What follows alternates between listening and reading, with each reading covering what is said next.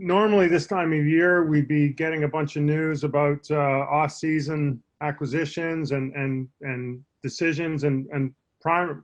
I got at the top of the list. I would think Nick Nurse would be considered for an extension. I know he's got 1 year left on his deal. What are your thoughts in that direction? And is there something happening or imminent regarding Nick and his contract status? Yeah, thanks, Mike. Obviously, timeline's a little different this year with the season not quite done. So I think, as far as Nick, obviously he's done an incredible job for us. And, those type of conversations are always top of mind for us. And, obviously we'll address them, in due time. Was it something that, has there been any discussions at all with Nick and his agent regarding an extension? I guess I describe it as ongoing. We are always in communication on any of the contract issues, and so I would say it's no different than our typical conversations with them. Thanks very much, Bobby. Gonna go next to Doug Smith from the Toronto Star. Bobby, how are you, sir? Come on, Dougie. All right, thanks. Who are you going to draft? I think we have some time here, no? We got a couple months here?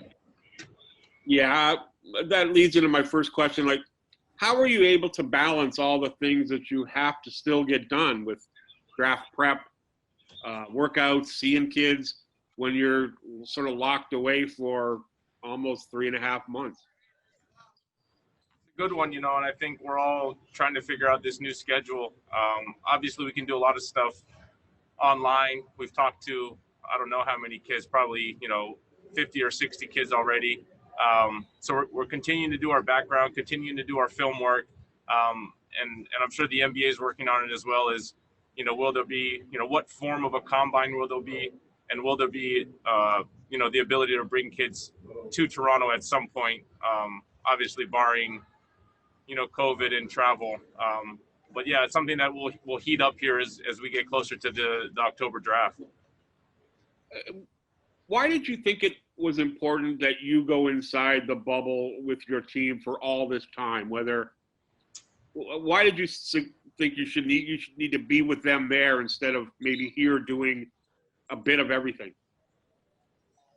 No, I think more than anything, it's just being part of this team, and you've been around, Dougie. You know how close we are, and what we want to build here, and what we feel like we have built here, and being down here every day, and the little conversations that you can have, those are irreplaceable, and you can't really do them from Toronto. So more than anything else, we're in this together. They know that they obviously have our full support, but just experiencing this with them, I think, is invaluable. Great, thanks, Bobby. Appreciate it. Going to go to Eric Kareen from The Athletic. Hey, Bobby. Thanks for taking the time today. Hope you're well. Relating to Doug's question, how has your day-to-day changed being in the bubble versus what it would normally be like in Toronto or wherever you were if you're with the team? Yeah, I think someone said it best. It's like a really long road trip, and it feels like a road trip. You wake up, you have team meals, you go to practice, but you do lose a little bit of that connection back to Toronto when you're on the road. Luckily for us, the majority of our staff is here, so if things need to be addressed. But a good example is the scouting, and so obviously our scouts are at home. Our scouts are back in Toronto working on different issues. So, there's a lot more calls back home to deal with little things that come up, and obviously there's a communication between what's going on here and what's going on in Toronto, and if there need to be tweaks or adjustments. So there's probably a lot more of that, which is communicating back to Toronto to make sure that the needs here are being met, because as you can imagine, there's a huge support system back in Toronto that's, virtually and emotionally and all the ways that they can support us here. I think it's 2 weeks now you guys have been there or so. What are your impressions of the setup in general? And just what do you think about the job they've done and how they've set this up? I think everybody said it, but an incredible job. And now 2 weeks in, we're settling into our routines. And so scrimmage tomorrow will be good. We'll get a sense for what a game day feels like. But I think it's becoming, our new normal is becoming a little more routine here, and that just, settles everything down as far as what to expect. You can look ahead for the next couple of weeks and say, this is our game schedule, this is our practice schedule. Are there little points in time that you can fit in some team functions? So, we're settling in here. How's your golf game? My golf game was never very good, but if there's ever a chance to work on it, it's here. These next couple of months here. Good luck with that handicap. Thanks. Going to go next to Tim Bontemps from ESPN.com. Hey, Bobby. I think it kind of goes off the first question, but I think you're the only team that's got two senior executives there, and you and Masai both being there. I was just curious why you guys decided to both make the trip, especially when there's obviously limits on the number of people that could be down there. Obviously it was a conversation that we've had, very early on when we knew that, there were only so many spots. But really it wasn't that difficult of a decision. I think you guys, know how we operate, and having both of us here is, obviously good to take care of things here on the ground. We can communicate back to Toronto. But I think more than anything, it's what I said initially, which is we're here in full support. We're in this together. Obviously, we think this will be a long haul for us here, and we just wanted to do that. And you guys all year have you've had a bunch of injuries. You dealt with, coming into the season, people weren't sure what to expect or what your team was going to be after. How excited do you think the group is to kind of be able to take on the challenge of defending the title and be down there fully healthy as a group and kind of able to finally see what your whole group looks like? I think we're excited. I think you've heard from our guys, they can't wait to get out there, always have that chip on their shoulder, continue to prove everyone, that doubted them. And so I think, this is just another great opportunity.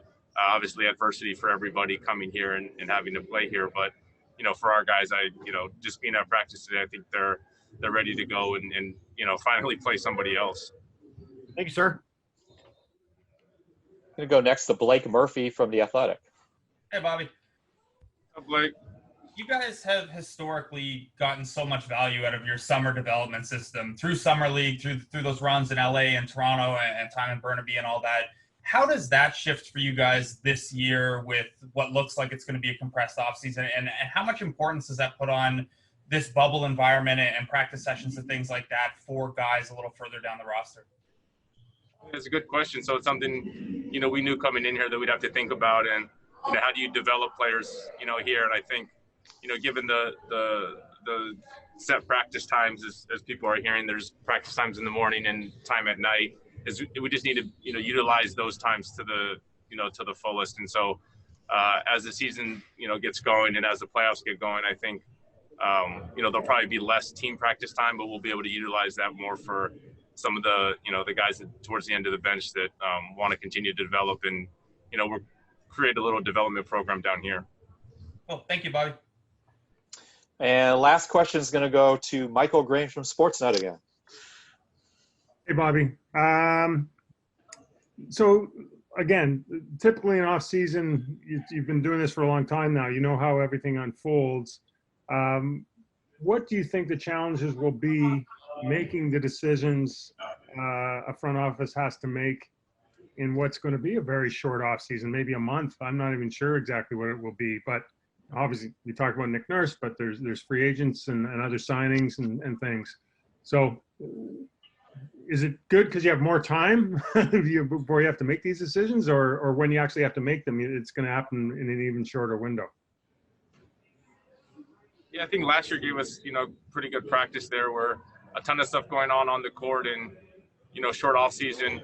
We only had a couple of days for the draft. So what it really comes down to is doing your work now and making sure we're having those meetings. And as these games unfold, we're having the proper discussions and obviously, we know the decision points, we know what we need to talk about. But yeah, being able to have those discussions on the fly. And then once free agency hits, have a couple different plans in place and say, okay, if this happens, we can do this. If that happens. But you guys all know kind of what happened last summer. And so we needed to be able to turn and pivot pretty quickly.